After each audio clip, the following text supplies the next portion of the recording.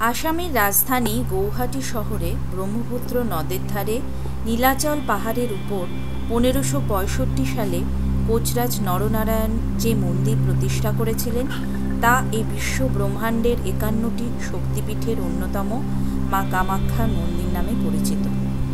তন্ত্র সাধনায় দীর্ঘ 12 বছরে যে সিদ্ধি লাভ হয়, শোনা যায় অম্বুবাচীর সময় মাত্র 4 দিনেই সেই সিদ্ধি লাভ সম্ভব হয়। তাই তন্ত্র সাধকদের কাছে এই স্থান অতি জনপ্রিয়। জুন মাসে অম্বুবাচীর সময় এখানে বিরাট মেলার আয়োজন করা হয় এবং প্রচুর লোকের সমাগম হয়। আজও এখানে বলির প্রচলন আছে। শোনা যায় পূর্বে নরবলিরও প্রচলন ছিল। রোপওয়ের উপর থেকে উমানন্দ ভৈরবের মন্দিরটাও দেখতে অতুলনীয় লাগে। রইল কামাখ্যা ভ্রমণের সম্পূর্ণ তথ্য। Good morning from Guwahati. তো সকাল হয়ে গেছে, কালকে সারা রাত প্রচণ্ড মেঘ ডেকেছে, বৃষ্টি হয়েছে। আর বাইরে একবার পর্দা সরিয়ে দেখছিলাম, বিদ্যুৎ চমকানোর আলো দেখতে পাচ্ছিলাম প্রচুর। আমি এসে আবার শুয়ে পড়েছি, চার্জারগুলো অফ করে দিয়ে আমি আবার শুয়ে পড়েছি। আর আজকে বাইক নিয়ে বেরোবো না, এখান থেকেই দেখি এখানে উবের টুবের পাওয়া যায়, তো উবেরে করে ভাবছি কামাখ্যা মন্দিরের দিকে একবার চলে যাব, ওখানে গিয়ে পুজোটা দেবো একটা। আর তারপর বেশ একটু 4-5টা একটু গুয়াহাটির যখন আছি একদিন থাকতেই হচ্ছে, তো গুয়াহাটির আগে যতটা একটু ওই একদিনের মধ্যে যেটুকু ঘোরা যায়। ঘুম থেকে উঠেই আমাদের মতো বাইকারদের যারা একটা লম্বা রাস্তা পেরিয়ে আসছি, আমাদের প্রথম কাজ হচ্ছে বাইকের চেনটাকে ক্লিন করা আর লিউক করা, কারণ সামনে এখনও অনেকটা লম্বা রাস্তা যেতে হবে। আর চেনটা কিন্তু খুব ইম্পর্টেন্ট জিনিস। সো ঝটপট চেনটাকে লিউক করে ক্লিন করে তোমাদের সাথে দেখা হচ্ছে গিয়ে রাস্তায়। এখন যাচ্ছি কামাখ্যা টেম্পল, তাই তো? ওখান থেকে যাবো হচ্ছে রোপওয়ে করে ব্রহ্মপুত্র। ওকে, যদি টাইম থাকে ওখানে একটা কিছু শুনেছি এরকম 3:30 অবধি খোলা থাকে ওটা রোপওয়েটা, তো তার মধ্যে হয়ে যায় আমাদের মন্দির দর্শন, তাহলে আমরা ওখানে যাব। আমরা এখন আছি আসামের রাজধানী গৌহাটিতে। এই গৌহাটিতেই কামাখ্যা মন্দির অবস্থিত। আমরা বাইকে করে কলকাতা থেকে গৌহাটি এসেছি, কিন্তু যারা ট্রেনে আসতে চাও তারা হাওড়া থেকে গৌহাটি বা কামাখ্যা রেলওয়ে স্টেশনে এসে নামতে পারো। তবে সব ট্রেন কামাখ্যা স্টেশনে দাঁড়ায় না। কামাখ্যা স্টেশন থেকে মন্দিরের দূরত্ব 6 কিলোমিটার আর গৌহাটি স্টেশন থেকে প্রায় 8 কিলোমিটার দূরত্ব। তবে আমরা কিন্তু গৌহাটিতে যেখানে ছিলাম সেখান থেকে মন্দির দর্শনের জন্য উবের করে নিয়েছিলাম, কারণ মন্দির চত্বরে বাইক পার্কিং একটা বিশাল বড় সমস্যা। গৌহাটি স্টেশন থেকে 6 অথবা 7 নম্বর প্ল্যাটফর্ম দিয়ে বেরিয়ে পল্টন বাজারের সামনে থেকে অসংখ্য বাস মন্দির পর্যন্ত যায়। বাসের ভাড়া মাথা পিছু মোটামুটি 25 টাকা। এই রুটে অটো সার্ভিসও আছে। মাতা সতীর দুঃখে যখন দেবাদিদেব মহাদেব প্রচণ্ড তাণ্ডব নৃত্য করছিলেন, তখন এই জগৎ সংসারকে রক্ষা করতে ভগবান বিষ্ণু তার সুদর্শন চক্র দিয়ে মাতা সতীর দেহকে মোট 51টি অংশে বিভক্ত করে দেন এবং পৃথিবীর নানা স্থানে তা পতিত হয়। আর আজ সেই সকল স্থানগুলি 51টি শক্তিপীঠ নামে প্রসিদ্ধ। মাতা সতীর যোনি পতিত হয়েছিল এই নীলাচল পাহাড়ে, আর আজ এখানেই গড়ে উঠেছে সবচেয়ে শক্তিশালী পীঠ কামাখ্যা মন্দির। 21 শতাব্দীতে দাঁড়িয়েও আজও এখানে যথেষ্ট জাঁকজমক সহকারে বলির প্রথা প্রচলন রয়েছে। মা কামাখ্যাকে এখানে প্রজনন দেবী বা সৃষ্টির দেবী বলা হয়।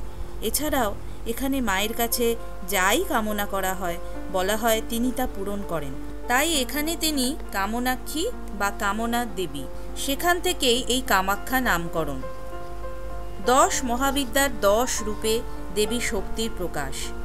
সেই 10 রূপের নামগুলি হল কালী, তারা, ভৈরবী, ভুবনেশ্বরী, ছিন্নমস্তা, বগলা, ষোড়শী, ধূমাবতী, মাতঙ্গী এবং কমলা। কোনোটিতে তিনি উগ্র, আবার কোনোটিতে তিনি স্নিগ্ধ ও সুন্দর।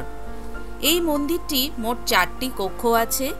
গর্ভগৃহে কিন্তু দেবীর মূর্তি নেই, আছে কেবলমাত্র একটি পাথরের গর্ত, যা কিনা যোনি আকৃতি বিশিষ্ট।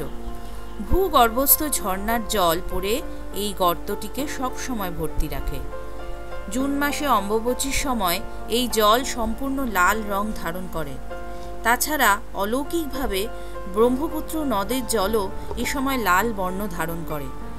এই সময় 3 থেকে 4 দিন মন্দিরের পুজো সম্পূর্ণ রূপে বন্ধ থাকে। বড় মেলা হয় এবং প্রচুর লোকের সমাগম হয়। পৃথিবীতে যত কালী মন্দির আছে সব বন্ধ থাকে। তান্ত্রিকরা এই স্থানকে তন্ত্র সাধনার এক অন্যতম স্থান বলে বিবেচনা করেন। কথিত আছে 12 বছর তন্ত্র সাধনা করে যে সিদ্ধি লাভ করা যায়, অম্বুবাচীর সময় এই 4 দিনে সেই সিদ্ধি লাভ সম্ভব। এই মন্দিরের নির্মাণ হয়েছিল 1565 সালে কোচ রাজা নরনারায়ণের অধীনে। এরপর 1572 সালে কালাপাহাড় মন্দিরটিকে সম্পূর্ণরূপে ধ্বংস করে দেন। তার পরবর্তীকালে চিলা রাই এর পুনর্নির্মাণ করেন। সকাল 7টায় মন্দির খুলে যায় এবং বিকেল 5টায় মন্দিরের দ্বার বন্ধ হয়ে যায়। এখানে 2 রকম লাইন হয়, জেনারেল আর ভিআইপি লাইন। তবে সময় সাপেক্ষ হলেও জেনারেল লাইনে কোনো টাকা লাগে না এবং এই লাইনে মাঝে মাঝেই দর্শনার্থীদের জন্য বসার সুব্যবস্থা আছে। আর ভিআইপি লাইনে 501 টাকার কুপন কাটতে হয়। ডকুমেন্ট বলতে যে কোনো একটা আইডি প্রুফ এবং একটি ছবি লাগে। আর কুপন কাটার লাইন কিন্তু ভোর 5টা থেকে শুরু হয়ে যায়। তবে যারা শুধু মায়ের দর্শন করতে চাও তারা দুপুর 2টোর পরে আসলে কিছুটা ফাঁকা পাওয়া যাবে। অনলাইনেও কুপন কাটার ব্যবস্থা এখন হয়েছে, সেক্ষেত্রে ভোরবেলায় গিয়ে লাইন দেওয়ার আর প্রয়োজন পড়ে না। এখান থেকে বাস ছাড়ে, বাসে করে তোমরা নিচে অবধি পৌঁছে যেতে পারো। আর এই যে ঠিক তার অপোজিটেই মন্দির। সো মন্দিরের ওখান থেকেই এসি বাস পাওয়া যায়। পার হেড 25 রুপিস করে, পার হেড 25 রুপিস করে ভাড়া। ওটা সোজা পানবাজার বলে একটা স্টপেজ আছে গুয়াহাটিতেই, ওটা অবধি ডাইরেক্ট বাস যায়। 2টো জায়গা দিয়ে রোপওয়েটাতে যাওয়া যায়। একটা হচ্ছে পানবাজার, যেটা ওইখানে যে ঘাটটা সেটার নাম হচ্ছে কাছারি ঘাট গুয়াহাটিতে। আরেকটা জায়গা দিয়ে যাওয়া যায়, সেটা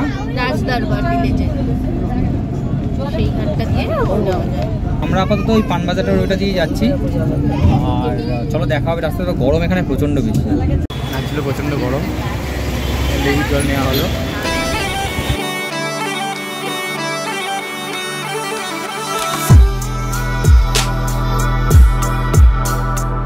তো এখানে টিকিট কাউন্টার আছে। কাউন্টারে পার হেড যাওয়া হচ্ছে 100 টাকা, যদি যাওয়া আসা করো তাহলে পার হেড 200 টাকা। আর 4:30 মধ্যে রিটার্ন করতে হয়। এটা হচ্ছে আপডেট। টিকিট আমাদের হয়ে গেছে আর সামনেই দেখা যাচ্ছে ব্রহ্মপুত্র নদ আর ওপর দিয়ে যাচ্ছে হচ্ছে রোপওয়ের লাইন।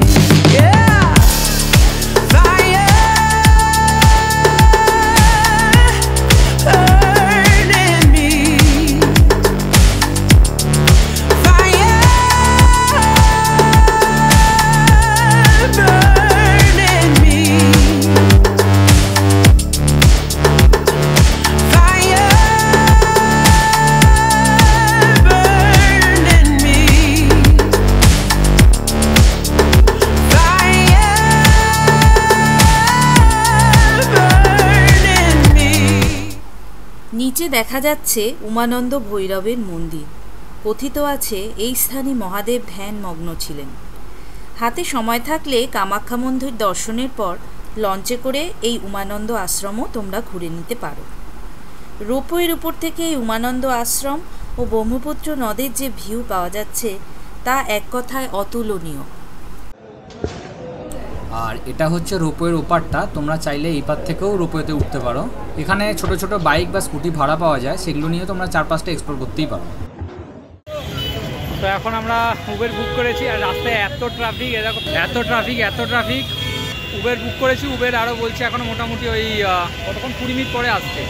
এই মাত্র 3 কিলোমিটার করতে 20 মিনিট লেগে যাচ্ছে। কি মাত্র ট্রাফিক! কালকে রাত্রে এখান দিয়ে রাস্তা পেরোতে পারিনি। তো এই হচ্ছে ভেতরে গিয়ে সেরকম কিছু দেখাতে পারবো না। তো এইখানেই এখন আমরা লাঞ্চ করলাম। এখন ঘড়িতে কটা বাজছে? তো এখন বাজছে 5:40। 5টার সময় আমরা লাঞ্চ করলাম। তো হ্যালো বন্ধুরা, আমি আবার ফিরে এসেছি রুমে। আর আজকে সারাদিনটা বেশ এক্সস্টেড গেল, বাইরে প্রচুর গরম বলো তো, বাট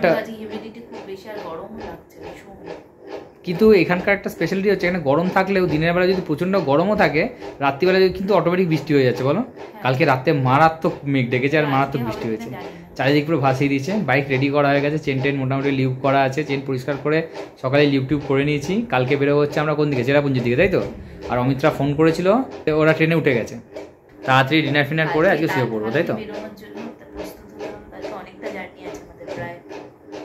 না জার্নিটা আসলে বেসিক্যালি নেই, কিন্তু আমরা আসলে অনেকটা বেলা করে স্টার্ট করবো। ওদের ট্রেন আসবে, ওরা বাইক নেবে, প্যাকিং করবে, দেন ওই জন্যই রাস্তা কালকে বেশি নেই, কারণ আমরা পার ডে মোটামুটি